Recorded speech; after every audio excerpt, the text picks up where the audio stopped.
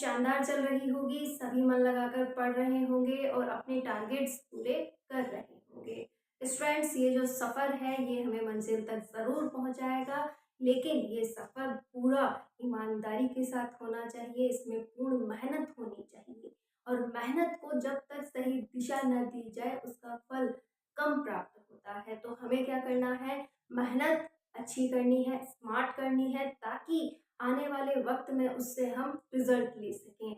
अभी आरपीएससी ने first grade के जो पेपर करवाए थे उसमें जो क्राइटेरिया रखा है, उसमें जो अपनी एक सोच दिखाई है, अगर उसे हम फॉलो करते हुए सेकंड ग्रेड की तैयारी करते हैं तो हमें बहुत फायदा होने वाला है, क्योंकि सेकंड ग्रेड भी आरपीएससी को ही करवाना है। आरपीएससी की तरफ से किस प्रकार का पेपर पैटर्न हो सकता है, कैसे उस पेपर पैटर्न को हम ध्यान में रखते हुए इन दिनों तैयारी करें, ताकि हम बहुत अच्छे से जो 40% का क्राइटेरिया है उसे तो क्रॉस करें ही, इसके अलावा एक अच्छा स्कोर भी हम कर सकें। जैसा कि आप सभी जानते हैं, देखो ये बात बहुत इंपॉर्टेंट है, इसे ज़रूर ध्यान में रखिए कि दोनों पेपर्स में अलग अलग आपको क्या लानी है, 40% लानी है। सभी को क्लियर हो गया होगा, फर्स्ट पेपर में भी 40% चाहिए और सेकंड पेपर में भी 40% आपको लाने होंगे।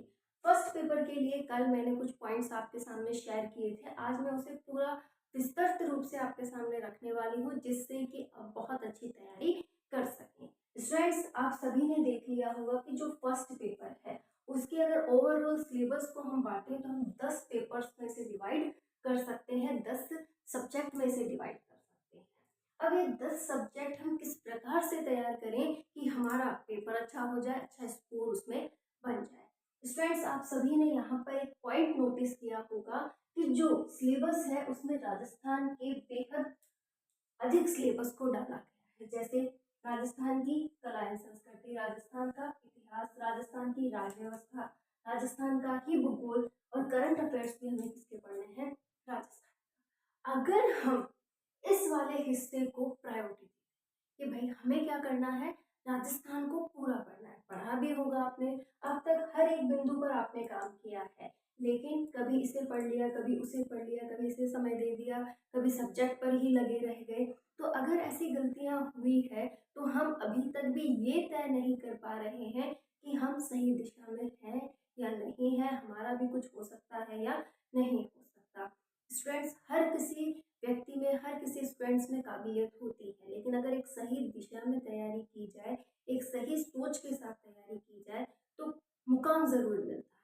तो आपको भी अब पूर्ण समर्पण देते हुए, अपने आप को केंद्रित करते हुए पढ़ाई करनी होगी। ये पढ़ाई को अगर आप एक सही दिशा में कर लेंगे तो आपका यहाँ सिलेक्शन होना तय है। देखो, सिलेक्शन इतना आसानी से तो नहीं होता, और अगर होता तो हर किसी का हो जाता, लेकिन जिसका होता है वो कुछ तो स्पेशल करता ही होगा ना। और वो स्पेशल क्या है, अपने ऊपर विश्वास करते हुए एक पूर्ण समर्पण के साथ तैयारी करना, और पूर्ण समर्पण भी उन बिंदुओं पर देना जहां से उसे लगता है कि मैं क्लियर कर दूंगा। जैसे अभी जो फर्स्ट ईयर हुआ था उसमें अगर 40% फर्स्ट पेपर में बन रहे हैं तो वो अपने आप को पेपर क्लियर मान रहा है, एग्जाम को फाइट करने वाला मान रहा है, और आगे चलकर अगर कट ऑफ वगैरह सही रही तो उसका सिलेक्शन भी हो जाएगा। तो ऐसा ही कुछ अगर आप सेकंड ग्रेड में देखते हो तो आप एक बात नोटिस करो कि मुझे इस फर्स्ट पेपर में क्या करना है, 40% लाना ही है, और उसके लिए मैंने सोच लिया है कि मुझे 60% या 70% सिलेबस पर 100% पकड़ बनानी है। ये 60% और जो 70% सिलेबस की मैं बात कर रही हूँ उस पर आपको क्या करनी है, 100% पकड़ बनानी है। आज उस 100% पर हम काम करेंगे। जैसे राजस्थान की कला एंड संस्कृति, राजस्थान का इतिहास, राजस्थान की राज्य व्यवस्था, राजस्थान का भूगोल एंड करंट अफेयर्स। आप खुद नोटिस कर लीजिए यहाँ से कितने क्वेश्चन आ रहे हैं। टोटली हमें 50-51 क्वेश्चंस यहाँ देखने को मिल रहे हैं।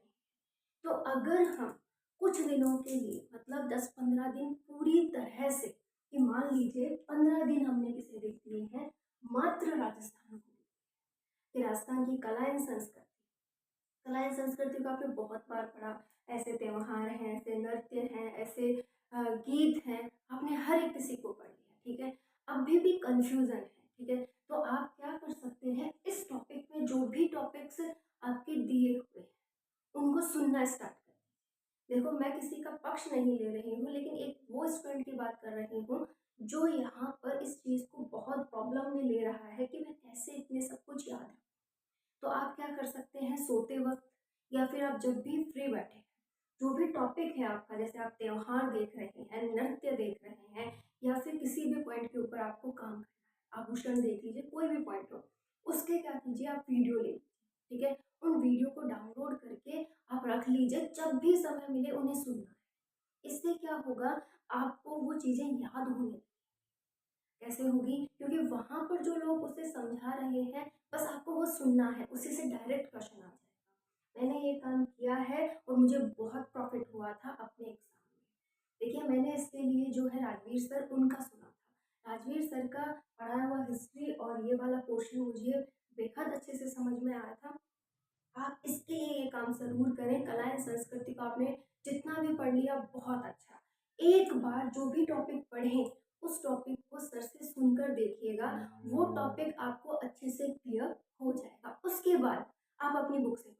एक ही बार सुनना है और उसके बाद आप क्या करें, अपनी बुक से पढ़कर देखिए। आपको लगेगा कि मुझे बहुत सारे डाउट्स जो थे वो क्लियर हो गए, अब मैं आराम से इस टॉपिक को समझते हुए तैयार कर सकता हूँ। और जब भी पढ़े उनके द्वारा जो बातें कही गई उसे रिवाइज कीजिएगा, आपको बहुत अच्छे से क्या हो जाएगा, वो टॉपिक क्लियर हो जाएगा। ठीक है, कला एंड संस्कृति को आपको बिल्कुल भी लाइट नहीं लेना है। यहाँ से कितनी भी घुमा के क्वेश्चन दिए जाए आप अटेंड कर सकते हैं, क्योंकि सीधा सीधा होता है कौन सा नृत्य कौन सी प्रजाति का है, या फिर इस नृत्य को किसके द्वारा किया जाता है। जैसे घुंडा नृत्य कहाँ का है, ठीक है, ये क्यों किया जाता है, किसके द्वारा किया जाता है, कहाँ, मतलब ऐसे डायरेक्टली क्वेश्चन भी होते हैं। और अगर घुमा के भी पूछा जाए तो भी आपको इसके सही जवाब आ जाएंगे, क्योंकि वो लोग क्या करते हैं, इसको एज इट इज थ्योरी के रूप में समझाकर आपको क्लियर कर देते हैं। और यही चीज मैं आपको हिस्ट्री के लिए कहना चाहूंगी कि आपके पास पर्टिकुलर बुक है, कला एंड संस्कृति की भी है, हिस्ट्री की भी है, राज्य व्यवस्था की भी है और भूगोल की भी है, लेकिन पॉइंट्स जो है ना वो माइंड में सेट। अब वक्त वही है, मैं आपको गलत राय नहीं दे रही हूँ, क्योंकि मुझे ये पता है कि सोशल मीडिया से दूरी तो होनी चाहिए, लेकिन उसका जितना प्रॉफिट मिले वो लेना भी चाहिए। जैसे इतिहास, इतिहास के वो इम्पोर्टेंट टॉपिक्स जो आपके सिलेबस में डाले गए हैं, मात्र उन्हें भी आप सर से सुन सकते हैं। और सुनने के बाद जब आप उसे पढ़ेंगे तो ऐसा लगेगा जैसे वो पात्र हैं सभी, और आपको उनकी स्टोरी सर ने सुनाई थी। अब आप उनको क्या कर सकते हैं, एकजुट करके उनके लिए एक स्टोरी तैयार कर सकते हैं। ये वाला काम इन दोनों के लिए करके देखिएगा, आपको ये वाला हिस्सा बहुत अच्छे से लगने लगेगा, आपको अच्छे से आने, ठीक है। लेकिन समय लगेगा, आप ये नहीं कह सकते कि रोज 4-5 घंटे ही अभी आप दे रहे हैं और आपका सिलेक्शन इसमें हो जाए, ऐसा नहीं है। अब एग्जाम नजदीक है तो इस समय को बढ़ाइए, 10 से 12 घंटे की पढ़ाई करनी है। रेगुलर 10 से 12 घंटे रोज मिलेंगे, पूरा समर्पण मिलेगा, तो ये तैयारी जरूर कीजिए। राजव्यवस्था और भूगोल के लिए मैं आपसे इतना कहना चाहूंगी कि जो भी आपके फेवरेट टीचर्स वगैरह हैं उनसे एक बार आपके इम्पोर्टेंट टॉपिक्स जो है एक बार उनसे सुनकर इसे तैयार कर लीजिएगा। और उसके बाद आपको क्या करना है, सारा समय अपनी बुक्स के साथ बिताना है कि भाई उनसे सुना, सुनने के बाद आप अपने टॉपिक पर आए और उस टॉपिक पर जितना काम करना था ना आपने काम किया, मतलब बार बार उस टॉपिक को रिवाइज किया, उस पर पकड़ बनाई। यही आरपीएससी का आपकी बार किया हुआ काम है कि भाई आपको टॉपिक तो आता है लेकिन उस पर पकड़ नहीं। जैसे आपने पूरा नृत्य पढ़ लिया, त्योहार पढ़ लिए, लेकिन आपको डाउट कि ये मैंने पढ़ा तो था, ये कहाँ से है, किस तरीके से क्वेश्चन घुमाया गया है, ये मेरे समझ में नहीं आ रहा। तो आपको जो भी क्लियर करना है वो 100% क्लियर करना है, कि उस पर पकड़ हो, उससे रिलेटेड क्वेश्चन आप सॉल्व कर। तो ये जो राजस्थान वाला हिस्सा है जहाँ से आपको 50 से भी अधिक क्वेश्चन मिल रहे हैं, इस पर आप शानदार काम कर लीजिए, चाहे कितना भी पेपर खराब आ जाए, लेकिन आप अगर एक बार अपने पूर्णता के साथ वहां पहुंचेंगे, पूर्ण ये है पूर्णता से मतलब कि उस टॉपिक पर आपने बहुत अच्छा काम किया है, तो आप वो क्वेश्चन अटेंड कर लेंगे और आप फर्स्ट पेपर को बहुत अच्छे से क्लियर कर सकते हैं। आज से ही अगर आप पढ़ रहे हैं तो राजस्थान को समय देना स्टार्ट कर दीजिए। और करंट अफेयर्स की बात रही तो मैं आपसे इतना कहूँ कि आपने अब तक करंट अफेयर पढ़ा है, बहुत अच्छा, और अभी तक नहीं पढ़ा है तो भी अच्छा, क्योंकि करंट अफेयर्स को आप लास्ट के 15 से 20 दिनों में देखिए। ये मेरा आपको एक पर्सनल सजेशन है कि करंट अफेयर पढ़ लिया है तो भी बहुत अच्छा, अभी तक नहीं पढ़ा है तो भी कोई बात नहीं, आप इसे लास्ट के 15-20 दिनों में देखिएगा। उससे पहले आपको पूरा ये टॉपिक्स तैयार करने हैं। अब 15-20 दिन पहले क्यों? क्योंकि लास्ट में हर एक कोई पब्लिकेशन अपनी एक करंट अफेयर्स की बुक निकालते हैं जिसमें पूरा जो आपको पढ़ना चाहिए वो निचोड़ तैयार किया जाता है, तो आप उसे पढ़ लें। और इसी समय हमें ये भी आइडिया हो जाता है कि हमें कौन कौन से मंथ का पढ़ना है। एक बार ये आइडिया मैं भी आपको देना चाहती हूँ कि जैसे आप करंट अफेयर को पढ़ रहे हैं तो मात्र आपको कौन कौन से महीनों पर फोकस करना है, जिसे आप डीपली जाकर पढ़ लीजिएगा। आपको पढ़ना है जून, मई, और जो आपका जुलाई रहने वाला है उसका भी 15 जुलाई, ठीक है। इसके बाद का आपको नहीं पढ़ना कि 15 जुलाई से अब जितना भी होगा वो आपको नहीं पढ़ना। मई, जून और 15 जुलाई, मतलब ये 2.5 महीने का जो आपके पास करंट अफेयर है वो आपको तैयार। और ये 2.5 महीने का जो करंट अफेयर है इसमें देखिएगा आप खेल, चाहे वो किसी भी प्रकार के खेल हो वो आपको तैयार होने चाहिए। साथ ही साथ उनसे रिलेटेड खिलाड़ी वो आप देख लीजिएगा। साथ में उनको पुरस्कार जो दिए गए वो देख लीजिए, और कौन से क्षेत्र में कौन से पुरस्कार हुए हैं वो आपको देखना है। साथ में देखना है योजनाएं। करंट अफेयर्स पे अगर हम ध्यान दें तो योजनाएं जो भी है, योजनाओं से हमें क्वेश्चंस मिलने वाले हैं। तो करंट अफेयर्स या तो आप अभी छोड़कर लास्ट में पढ़ लें, और अगर अभी पढ़ना चाहते हैं तो जैसा कि मैंने आपसे कहा है मई, जून, 15 जुलाई यहाँ तक का आपको पढ़ना है। ये आपको बहुत अच्छे से आना चाहिए। कोई भी खेल हो, कोई भी खिलाड़ी हो, पुरस्कार हो, योजना हो, ये सभी पॉइंट्स आप क्लियर करें। इन 2.5 महीनों का आपको बहुत अच्छे से आना चाहिए। इसके साथ ही जब आप राजव्यवस्था वगैरह पढ़ेंगे तो आपको योजनाएं बहुत अच्छे से आ चुकी होंगी। साथ ही साथ जो भी नए पॉलिटिकल्स चल रही है कंडीशंस वो आपको आ चुकी होंगी, तो वो भी आपको यहाँ मदद करने वाली है। तो ये वाला हिस्सा आपको बहुत अच्छे से तैयार करना है, अपनी बुक्स जो आपने ले रखी है उनसे, और जो भी इम्पोर्टेंट लग रहा है हिस्सा कि यहाँ से कई बार क्वेश्चन बनते हैं, और वो कैसे पता किया था हमने, PYQs से, ठीक है। तो ये वाला हिस्सा आप बहुत अच्छा तैयार कर लें। इसके बाद हमें देखनी है साइकोलॉजी पर आपको पकड़ बनानी ही होगी। साइकोलॉजी मैं खुद आपको मदद करने वाली हूँ। यहाँ से आपको जो भी इम्पोर्टेंट पॉइंट्स हैं वो मैं खुद आपको बताऊंगी, कैसे क्वेश्चंस बन सकते हैं वो भी मैं आपको जल्द ही यहाँ पर करवाने वाली हूँ। तो ये आप देखते रहें और इसी के साथ मैं भी आपकी यहाँ मदद करूँगी। अब बात आती है कि चलो यहाँ तक तो हमें समझ बैठ गया कि ये सिलेबस हमें प्रायोरिटी के साथ पढ़ना है, लेकिन इनका क्या करें। जैसा कि अभी RPSC का पेपर था उसमें उन पॉइंट्स पे अधिक महत्व दिया है जो कि विद्यार्थी पढ़ता नहीं है। जैसे फर्स्ट ग्रेड वाले मैथ को छोड़ते हैं तो मैथ पे प्रायोरिटी दे दी गई, ठीक है। इसी के साथ साइकोलॉजी वगैरह के क्वेश्चन कम करते हुए अदर पॉइंट्स को ज़्यादा कर दिया गया। तो ऐसा शायद यहाँ हो जाए, तो उसके लिए हम इसे छोड़ तो नहीं सकते, लेकिन इस हिस्से पर इस प्रकार से काम कर सकते हैं कि ये हमें आ भी जाए और समय की बचत भी हो जाए। जैसे भारतीय भूगोल, ठीक है, और भारतीय संविधान, भारतीय अर्थव्यवस्था, ठीक है, इकोनॉमिक्स है हमारे पास, अनुच्छेद वगैरह है, साथ ही साथ जो ज्योग्राफी है वो हमें पढ़नी है। अब इतना अगर आपने पढ़ा है बहुत शानदार है, आपने अब तक बहुत अच्छी तैयारी की है तो।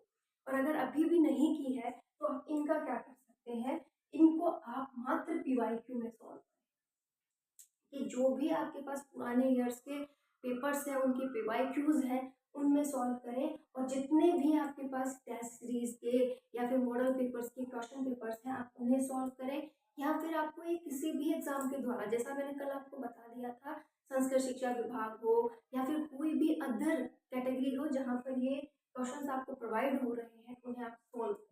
और सबसे बड़ी बात ये, अगर आपको NCERT में मिल रही है ये टॉपिक्स, अगर आप NCERT से देख रहे हैं तो वहाँ पर इनसे कैसे क्वेश्चंस दिए गए हैं उनकी भी आप एक रीडिंग लगा लें। और जो भी एग्जाम्पल दिए गए हैं, होता है ना NCERT में इस टॉपिक को समझाने के लिए कोई एग्जाम्पल का क्वेश्चन दिया गया हो, लास्ट में क्वेश्चंस दिए गए हो, तो एनसीईआरटी को भी आपको इनमें टच करना है। मात्र क्वेश्चंस के लिए पूरा आप नहीं पढ़ सकते। आप पूरा अगर आपको ध्यान देना है तो यहाँ दीजिए, जिससे कि आप इस क्राइटेरिया को पकड़ सकें। लेकिन बहुत अच्छा स्कोर करना है, पढ़ भी लिया है, तो आप ये वाला काम जरूर करें कि पीवाईक्यू से इसे तैयार करें। ये करना ही होगा। क्या पता इस बार क्वेश्चन पेपर में इनका पॉइंट ज़्यादा आ जाए, और ज़्यादा आ जाए तो हमें प्रॉब्लम हो सकती है। इससे अच्छा ये है कि हम इतना तो इन्हें तैयार रखें, कुछ क्वेश्चंस हमारे अटेंड हो जाए। पीवाईक्यूज तैयार कीजिए, पीवाईक्यूज से जो इम्पोर्टेंट टॉपिक लग रहा है उसे तैयार कीजिए। लेकिन इसे आप एक बार थोड़ा कम भी करें तो चलेगा, लेकिन ये हिस्सा अगर आप मजबूत कर लेते हैं तो आप फर्स्ट पेपर को क्लियर मान सकते हैं, आपका बहुत अच्छा हो जाएगा। एग्ज़ाम हॉल में जाकर जो टेंशन होती है वो नहीं होगी, क्योंकि ये वाला हिस्सा आपको इतने क्वेश्चन तो प्रोवाइड करवा देगा जिससे कि आप इतना स्कोर कर सके और अपने आप को फर्स्ट पेपर क्लियर करवा सकें। तो उम्मीद करती हूँ सेकंड ग्रेड की तैयारी बहुत शानदार की जाएगी, कोई भी आप कमी नहीं रखेंगे। आज से ही आप अपने फर्स्ट पेपर के राजस्थान वाले हिस्से पर पूरा काम करने वाले हैं, और साथ में साइकोलॉजी को भी महत्व देंगे। इधर वाले हिस्से के लिए आप पीवाईक्यू बुक्स ले सकते हैं। पीवाईक्यू बुक्स आपको ऑनलाइन भी मिल जाती है और ऑफलाइन आप मार्केट से भी परचेज कर सकते हैं। हर एक पब्लिकेशन इसे निकालता है, उत्कर्ष वालों की है, नाथ वालों की है, दिशा की है, कोई भी पब्लिकेशन फर्स्ट रैंक वालों की भी है। मतलब आपको कहीं ना कहीं देखने को शॉर्ट पेपर मिल ही जाएंगे। आरबीडी वगैरह हर किसी ने निकाल रखे हैं, तो आपको लगे कि इसने ज़्यादा क्वेश्चन पेपर दिए हैं वही आपको लानी है, क्योंकि सॉल्यूशन तो हर किसी का समान ही रहने वाला है। तो आप बहुत अच्छा कर सकते हैं। तो प्लीज़ अपनी तैयारी को कंटिन्यू रखें, बहुत अच्छा पढ़ें,